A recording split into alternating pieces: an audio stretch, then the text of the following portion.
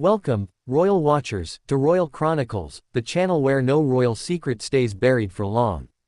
If you're new here, hit that subscribe button and ring the notification bell right now, because trust me, you do not want to miss what we're about to unpack today. And if you're a loyal member of our Royal Chronicles family, welcome back. Things are about to get very interesting. Imagine waking up on your 66th birthday. Not to champagne, not to cheers, not to the bells of Westminster Abbey ringing in your honor, but to 6 unmarked police cars pulling up to your door. That is exactly what happened today to the man once known as Prince Andrew. But here's the part that will keep you watching until the very end of this video. While Andrew Mountbatten-Windsor sat in a police custody suite on the most shocking day of his already scandalous life, his own brother, King Charles III, was strolling the red carpet at London Fashion Week. And Queen Camilla, she was enjoying an afternoon orchestra concert. Business as usual, smiles for the cameras, and when reporters dared to ask the questions the whole world was screaming. Silence, a wave, and a car door closing. So what are King Charles and Queen Camilla really hiding? And what does this arrest mean for the future of the British monarchy? Stick with us, because by the end of this video, you'll understand exactly why royal watchers are calling this the biggest crisis the crown has faced since the death of Princess Diana.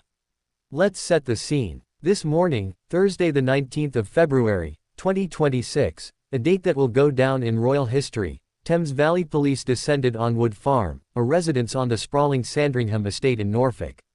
Their target, Andrew Mountbatten-Windsor. The man stripped of his royal titles, his military honors, his HRH status, and ultimately his home, and now, his freedom.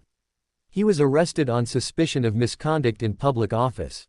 According to investigators, the allegation centers on claims that Andrew shared sensitive, confidential government information with Jeffrey Epstein, the disgraced American financier and convicted sex offender, while Andrew was serving as a UK trade envoy back in 2010. Documents released by the U.S. Department of Justice in recent weeks appeared to show emails in which Andrew forwarded official government reports directly to Epstein. The release of those Epstein files, ordered after President Trump signed a bill demanding full transparency, essentially lit the fuse on this powder keg. And today, that powder keg exploded, right on Andrew's birthday. This is not just scandalous. It is historic. Andrew Mountbatten-Windsor is believed to be the first member of the British royal family to be taken into police custody in modern times. Let that sink in. Now, here is where things get truly fascinating, and frankly, a little chilling if you're a defender of the crown. Within hours of the arrest, Buckingham Palace confirmed something stunning: King Charles III was not informed in advance. The police did not give the palace a heads up. The king learned about his own brother's arrest the same way millions of us did, after the fact. Charles did release a written statement. And his words were careful. Calculated. The language of a man walking a very thin tightrope. He said he learned of Andrew's arrest with the deepest concern, and that the law must take its course. He offered the police his full and wholehearted support and cooperation. And then, critically, he said it would not be right for him to comment further. Translation: do not ask me anything else about this. And then Charles did something that raised eyebrows from London to Los Angeles. He got in a car and went to London Fashion Week. Cameras captured him, shaking hands, greeting admirers, smiling for the crowd. And when a journalist shouted, "What's your reaction to your brother's arrest, sir?" the king did not even flinch.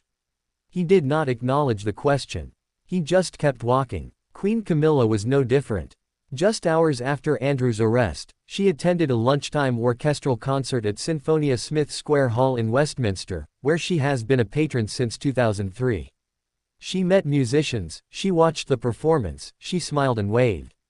And as she walked back to her waiting car, a reporter asked directly, "Are you concerned about Andrew's arrest, Your Majesty?" Camilla looked at the cameras. She gave a small wave. And she got in the car. Not a single word. Royal historians and commentators are not mincing their words today.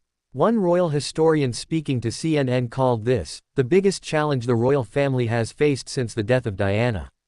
And she raised a question that is now echoing across Britain and beyond: what did Charles know? And what did William know? The royal strategy for years has been simple: distance, distance, distance. Strip Andrew of his titles.